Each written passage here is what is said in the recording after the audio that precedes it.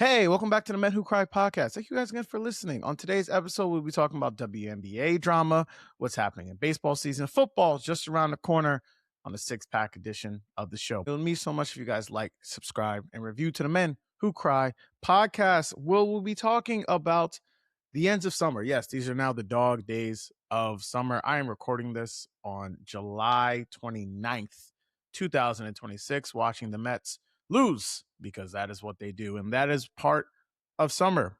But we will not be talking about the Mets on this podcast. Thank goodness. We will be talking about a lot of different things. So I've done this episode before. Haven't done it, I don't believe, this year.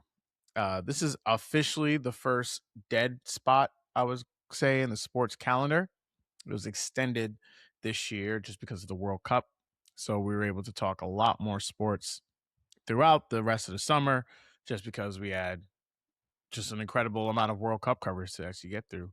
But now we're in that waiting period right after All-Star break for the WNBA. And we're kind of just waiting slowly to get to football season, which will be happening right around Labor Day. And so I thought, why not's the best time? Most people are out during the summertime. You're on the rooftops drinking, doing God knows what. Might just crack open a six-pack of questions for you guys. So these are just six-pack of questions that I had, some topics, a lot of sports, some life stuff in here as well. But first off, we're going to start off with the league that I just mentioned, the WNBA. I will be honest with you guys for this year. I would say this is probably the least amount of WNBA basketball I've watched this year. I probably have only watched about maybe 6 or 7 total games, most of those being Liberty games. So I do not feel comfortable talking about the actual sport as of yet. We will be watching a lot more WNBA in the next couple of weeks since nothing else really on outside of watching, again, baseball. But unfortunately, I feel as if being a WNBA fan is essentially having to be a fan of every show that's ever been on Bravo, being an Ultimatum fan on Netflix, being a Love Islands fan, because the stories that I keep hearing as someone who I'll definitely say I am not a diehard fan. I am in this definitely the casual fan, maybe a little bit more knowledgeable than the local casual, but absolutely floating in that pool. But essentially, what we have going on as a big headline stories for this year in the WNBA is a player basically posting on Threads, shout out to Threads, that her ex-teammate and ex-girlfriend cheated on her with most of people in the league. Seeing that ex-girlfriend then went on a Twitch stream to basically say, I did that, but you shouldn't have aired it out kind of situation. To confirm everything that I have said, that women be cheating on women just as much as they think men cheat on women. But that's neither here nor there. That was one of the big topics out of the WNBA All-Star break. There was a flagrant foul committed on Caitlin Clark, which had Congress essentially send a cease and desist letter to the WNBA. A coach said a pretty racist remark to Angel Reese when she was fouled and laying on the ground. People seem to still not like the WNBA commissioner after everything that's happened with the new rights deals and the amount of money that's coming into the league. And there was an anti-trans rally sparked by a WNBA player who averages less than 10 points per game. The reason why I bring up all these topics is to ask fans of the league and just fans of sports and really WNBA players as well. Are y'all having fun?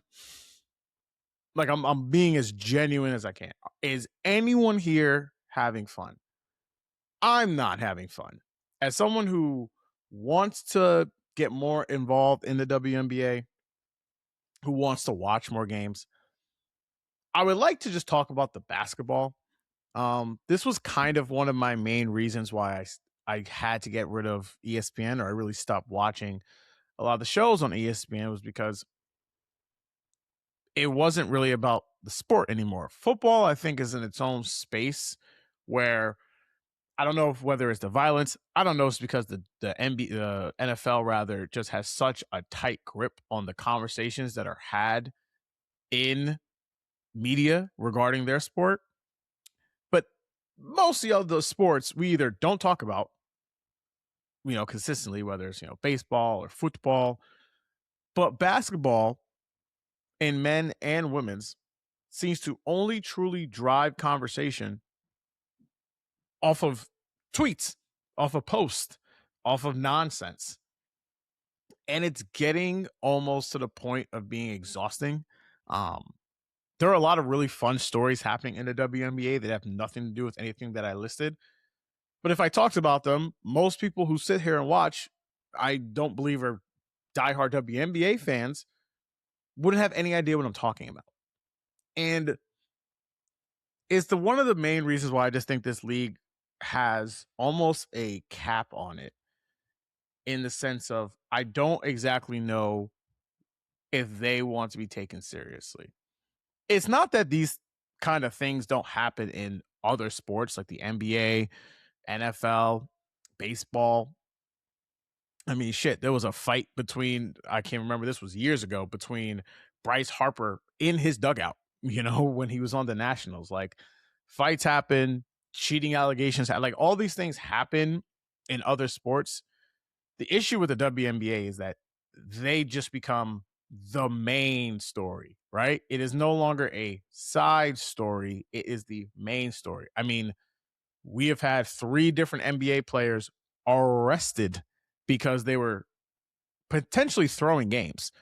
We've had another set of NBA players who was robbing the NBA with their retirement funds who went to jail. Big Baby Davis is in jail right now. It's not one of the main topics throughout the season because it's almost one and done. It happens and then it goes away. I think eventually for the league, this type of stuff has got to calm down and the basketball has to rise up. And this very much might just be a chicken or egg thing. Is it me, as someone who wants to do media, is trying to get into media, only talking about this being part of the reason why that this stuff gets covered? Is it the fact that these things get most clicks and get conversations online? Is that part of the reason why this makes more sense?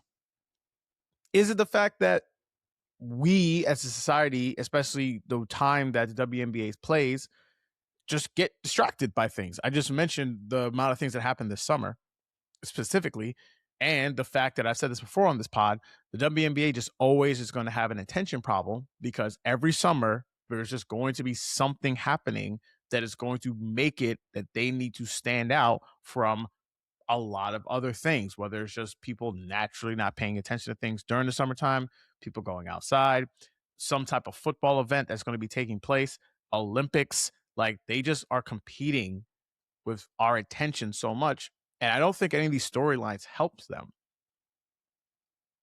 It is a clearly growing league, and I think the desire for it to keep growing is there. But not all growth is good growth.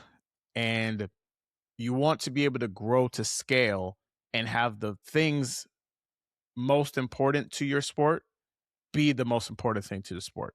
And the most important thing to the sport are the players. And players having platforms and speaking their mind and saying what they want to say is absolutely important. But unfortunately, all this stuff just seems to take away from the actual basketball, which has been incredible.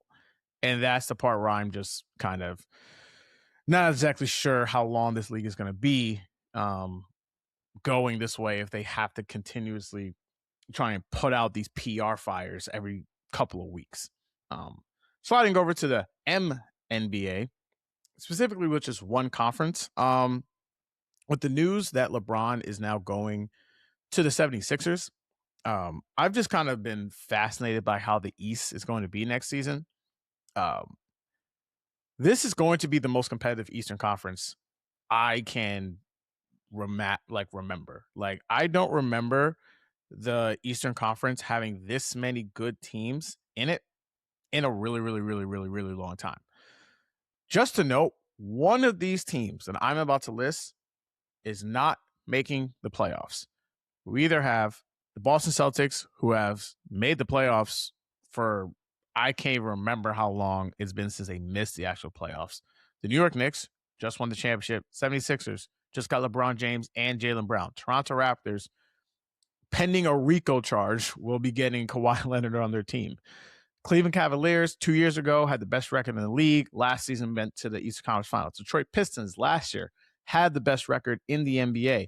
Indiana Pacers getting Tyrese Halliburton back on their team, a team that 2 years ago was this close to winning an NBA championship. The Atlanta Hawks, who finished the season, I think 18-3, and the only team to take the now defending champs to a game 6. We had the Miami Heat, by the way, who just got Giannis, the Orlando Magic, who fired their coach and had all this talent finally, bring itself to life going into the playoffs, even though they did lose a 3-1 lead to the Detroit Pistons, and the Washington Wizards, who I at least have to mention because they have Trae Young and Anthony Davis. 2 of those teams are not making the playoffs at all.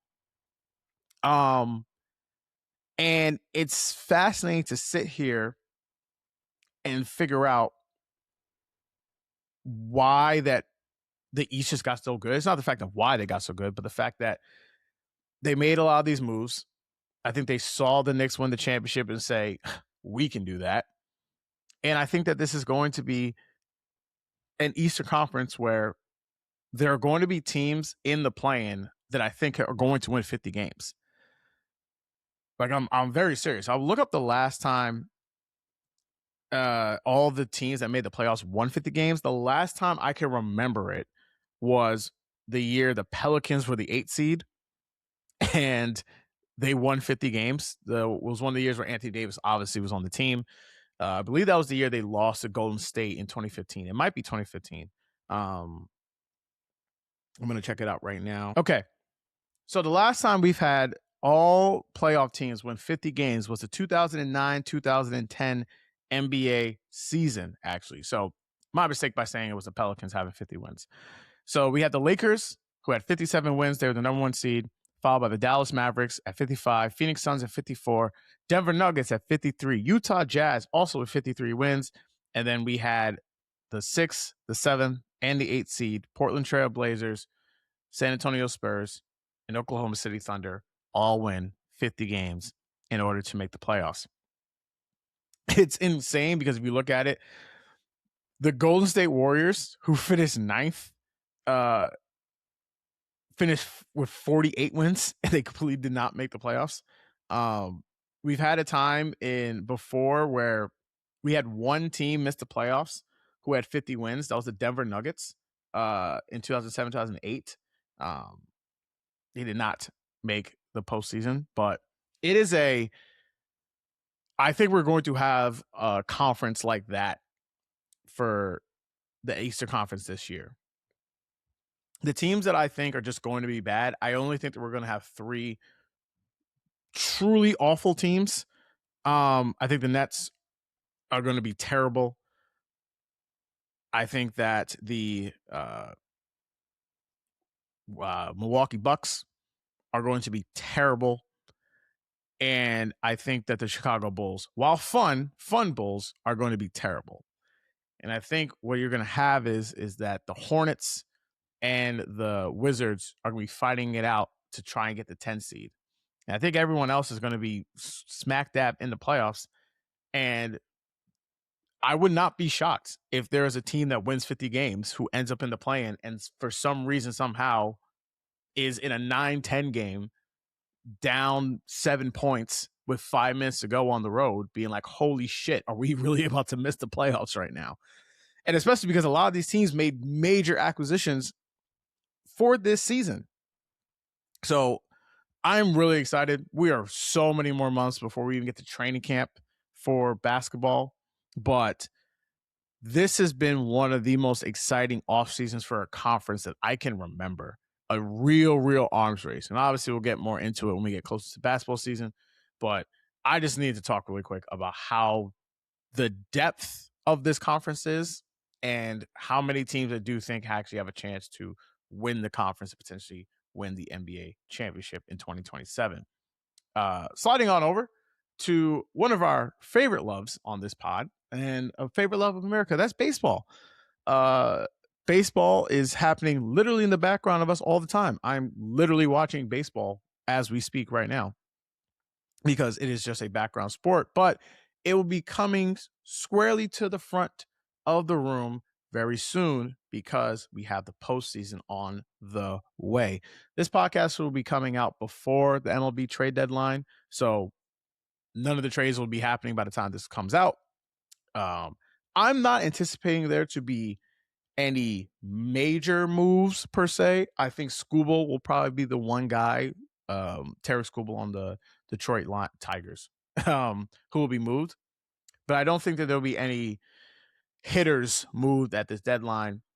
And the main reason why I don't think there'll be any significant moves is because I'm pretty convinced that we are not going to have a season, that we are going to see the last couple of months of baseball as we speak.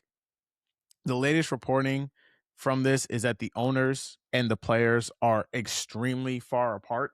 The CBA essentially ends in December of this year. I'm not exactly sure what the date is. I know it's like pretty close to Christmas or New Year's, but there very much seems to be a sticking point of the owners want a salary cap. And I think the only reason that they want it is because they see other leagues and go like, we want a salary cap. And the players are like, nah. And this has been the one sport where the union actually has backbone. You know, it was MLB was the first sport to allow free agency and for, to create free agency. It was MLB who canceled an entire season of baseball to get what they wanted implemented into the game. Players in baseball have seemed to be the only ones to really have a backbone when it comes to the owners. But here's the problem. And it's a problem that most people face in the world.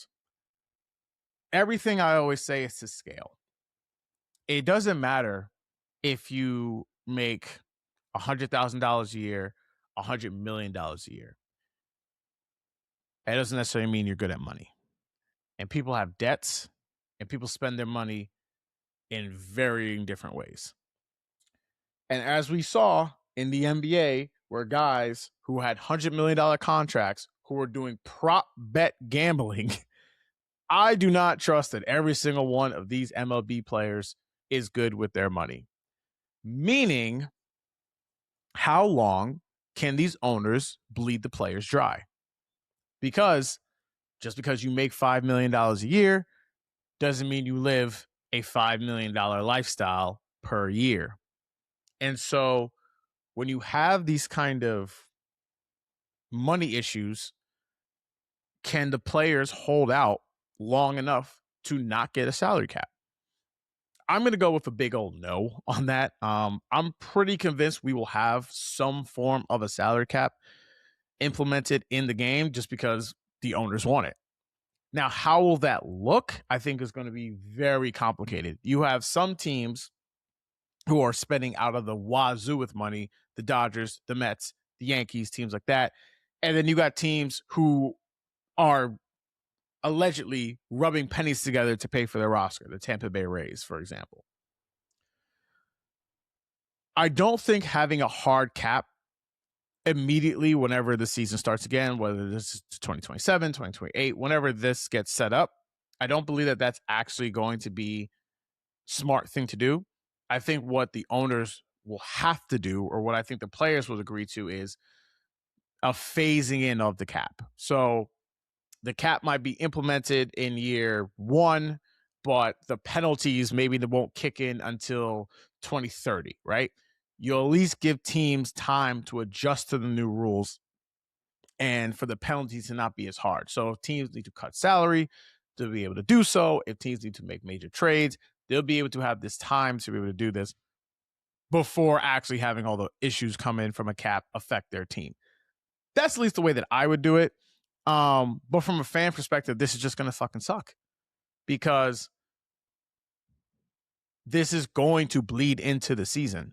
And from what it appears, I do not think that this is going to be something that is going to be 140 game season or 100 game season. I think best case scenario, we will have a season kind of like we had a couple years ago with the COVID season, where it's going to be 60 games at best, because the players have never seemed to be interested in ever backing down from what the owners want.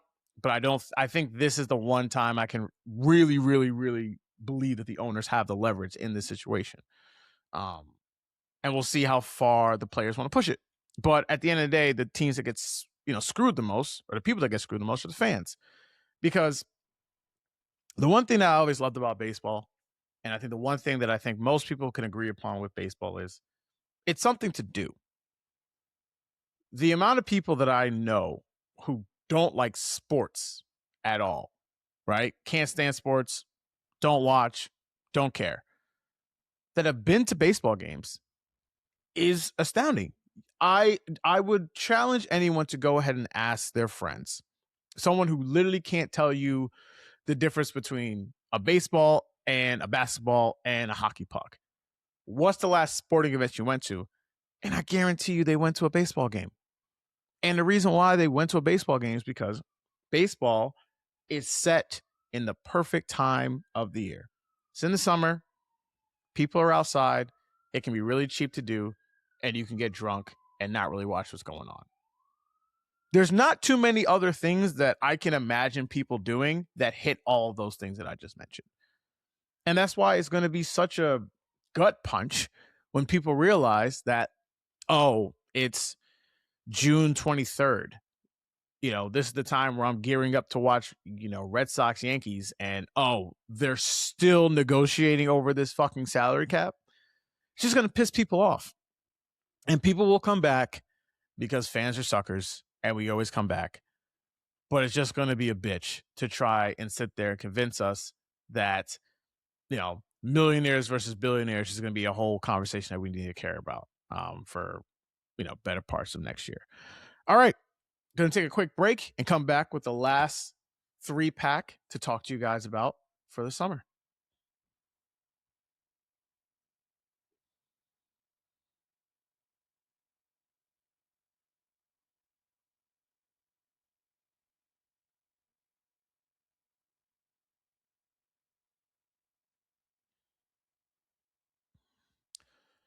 All right, we're back. We're going to peek a little bit forward ahead into football season. We're not quite there. I would say we are in kind of like reaching out for the pumpkin spice latte time of the year because we are now in training camp. Training camp's always the best time, I think, for a lot of football players and a lot of football fans, because the best thing about football is the thing that I think most sports fans want, right? Is copium, right? Or it's hopium, right? It's the idea that your team can put it together and go on a run. Even though your team was terrible last season, we have had several examples of guys getting better, teams coming together, whether it's a new coach, whether it's a new quarterback, whether it's a new coaching staff coming in and flipping the script and getting your team to be good. And training camp is where all the seeds for that gets started. And what you're going to see is some QB battles, some interesting QB battles. Right now, it's essentially Shedeur Sanders versus Deshaun Watson. We'll talk about that in a bit. Kyler Murray is going against J.J. McCarthy. I believe they've already made Jacoby Brissett the starter in Arizona. But again, the Cardinals are not going to be good. Jeremiah Love, I will be taking him in fantasy. And that is kind of it of what we really need to talk about so far for the season. And I think for Vikings fans, with that battle, McCarthy versus Kyler, I'll be fascinated to ask Vikings fans, who do they actually want to win that battle? Because on one hand, you have JJ McCarthy, who has been not good and has been hurt. And those are two of the things you just can't be in the NFL. You really can't be bad with, being understood. but you really don't want to be hurt. And McCarthy has been essentially hurt his first 2 years in the NFL. But from a financial point and for, you would think, the long-term health of your franchise, you would think you would want JJ McCarthy to win this job. But on the flip side of that, you have Kyler Murray, who is a really talented player. He gives a lot of, I think, Vince Young vibes. I think from what he's been. For people out there who didn't watch, Vince Young, great quarterback in college, did not win the Heisman Trophy, but won the national championship in one of, if not the greatest college football games of all time, 2005 versus USC rather. And his first couple seasons line up a lot with Kyler, both 2-time Pro Bowlers. Kyler was the Offensive Rookie of the Year, and then just fell off for a lot of different reasons. Kyler got hurt, toward ACL, and kind of just feel like he lost his way and lost his confidence. And now he's with Minnesota. He doesn't really seem to be separating himself yet from JJ, but again, it's super early in camp. And I go back to Vikings fans where it's like, he's just young enough. I'm looking at it right now. He turns 29 in August, later in August. So he is just at that age of being in his prime for his career. And if he pops, you can get at least maybe 3-4 more excellent seasons from him if he's good, if he's able to play well. And I think it's so tough for Vikings fans because you think your team is really good. You arguably have the best receiver in the league. You have an outstanding coach. You have Brian Flores as your defensive coordinator. The defense is good. You know that if you win your division, you've been battle tested. So you're going to have at least a belief that you can go into the postseason and make some real noise. And yet they have no idea who's going to be the quarterback.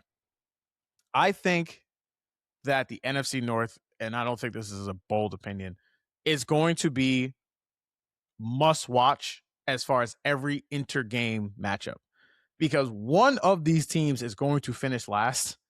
And I think that whoever finishes last is going to be either just above 500 or just below 500, either be a 9-8, a 10-7 team, or an 8-9, a 7-10 team, because you have the Bears, who could have made the NFC Championship game last season. You had the Packers, who were leading the division for most of the year until Michael Parsons got hurt, and then they lost 5 games in a row. The Lions, who at one point had the second best Super Bowl odds, and then they kind of fell off a cliff. And the Vikings, who I just mentioned before, who prior to last season were 14-3 and were this close to being the number 1 seed in the conference until they lost to the Lions the very last game of the year last year. Fascinating stuff that happened from that quarterback battle. But I think the quarterback battle that everyone's actually going to talk more about is going to be what's happening in Cleveland. I think last season was a interesting time for me as far as realizing the severity of standum. I'm not saying standum wasn't prevalent always in football or just in sports rather, but a lot of times standum normally comes based in like something tangible, right? I think an example that I will use for a basketball side is Jonathan Kuminga, right? I put these guys in my mind, the Cam Reddish story, the Hooper's favorite Hooper. And if you watch guys like Cam Reddish, if you watch guys like Jonathan Kuminga, especially because in basketball culture, you're watching guys pretty much from high school. If you're really, really into high school sports, you see the bag work, you see the traits, you see what they do. And both of those guys were high draft picks. Jonathan Kuminga was 7th overall pick. Cam Reddish was 10th overall pick. Have real moments, like have incredible games in like postseason play where you can see where people buy into them. But after a while, the bloom gets off the rose and the hive becomes the main talking points. And they essentially hold on to those great kind of one-off moments to be like, this is the reason why this guy is going to be good. And unfortunately, Kuminga, I believe, will still be in the league. He's looking for a contract. Cam Reddish is out of the league currently. They've never developed into anything that actually becomes sustainable. And the hive lashes out on people being like, I don't think this guy's that good. And eventually the people who say, I don't think that guy's that good, end up being proven right. All of that would make a lot more sense if Shedeur Sanders showed any of that. Like, I mean, any of what I just mentioned.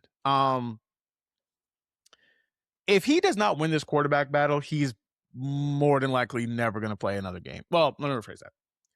If he does not win this quarterback battle against a guy who has 19 touchdowns for his career with the Browns, who has not one, but 2 repaired Achilles, who is by all accounts a disgusting human being, if he can't beat him out, I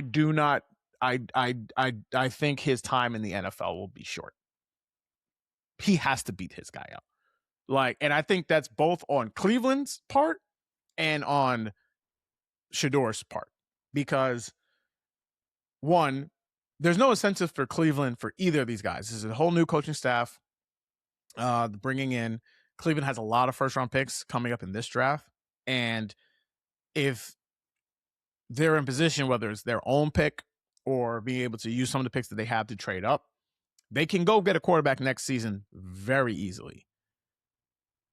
The only way for Cleveland to not draft a quarterback next year is for them to make the playoffs. And then for them to make the playoffs because of Shedeur. Because the defense is going to be good. Defense was good last season. I know they traded away Myles Garrett. They got Jared Verse, who's very good, and more picks from the Rams. That rookie class for them on defense was very, very, very good. If they do not make the playoffs, it will be because of their offense and specifically because of their quarterback play.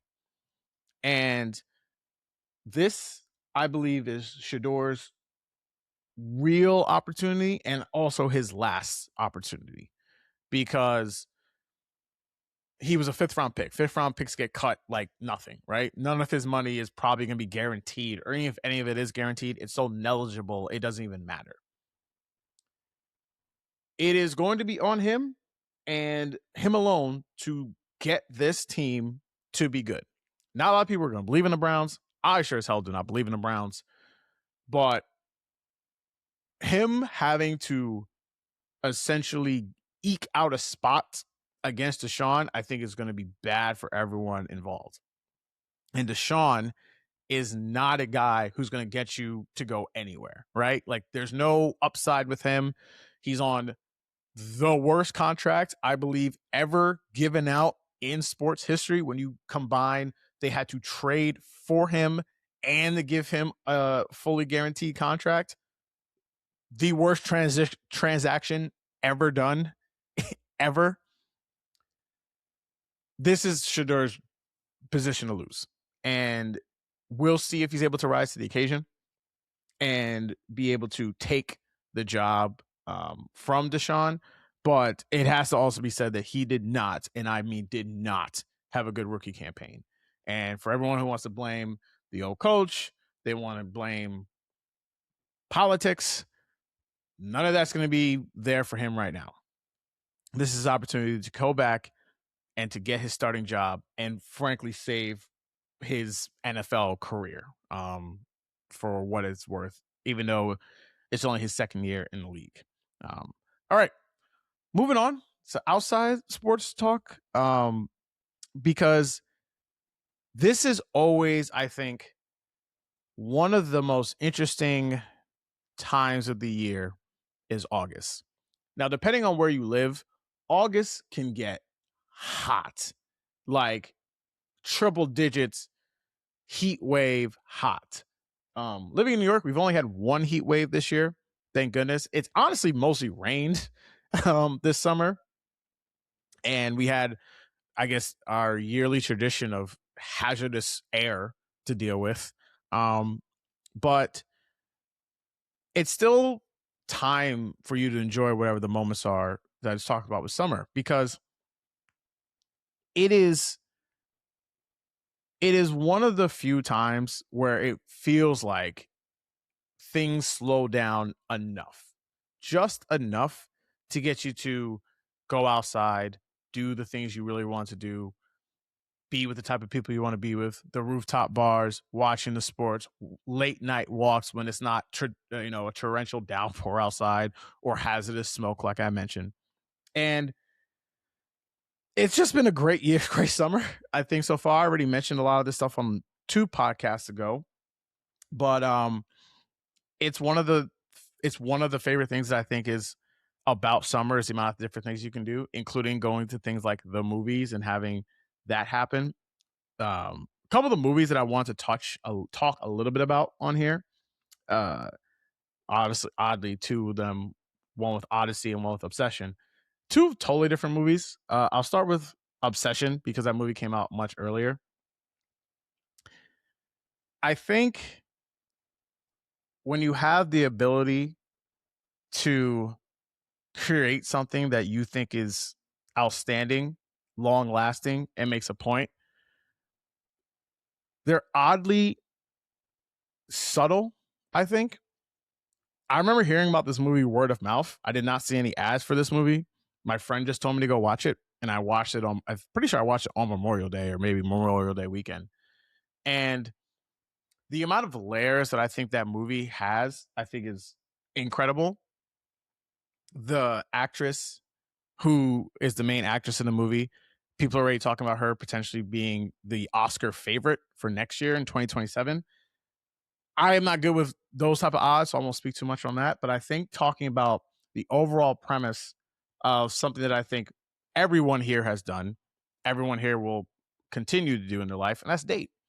And dating is it is the whirlpool of, it is the Rorschach test of how you look at life. I think everyone, kind of like the WNBA conversation, is no one's really having fun here, but you just have to look at it and figure out what do you want to take from it. And I think Obsession is a great kind of look at, one, the dynamics between friends, especially heterosexual friendships, man girl, or man woman, and the subtle ways of communication that happens and don't happen in those kind of relationships, and seeing how your inability to speak and your inability to present yourself in the right way can lead you down such a slope that can fall into pure and utter chaos. And I think the major takeaway, at least that I had from that movie, not necessarily just talking about like sexual assault or the idea of women's bodies being used. Those are all things that I think are important aspects of the movie. But I think just the almost nihilistic nature of it, and how no one won. No one was happy at the end. You had a guy win $1 million, $1 billion rather, and basically die immediately after that. I think the thing that's even interesting and more funny about it, and I didn't peep this at the time. I actually heard this off a pod, so I'll steal this part before. The movie fucks with you in a way where when he does the wish, I'm talking about Ian, when he does the wish, he snaps it and the money comes down on him, but in, I'm assuming, $100 bill form.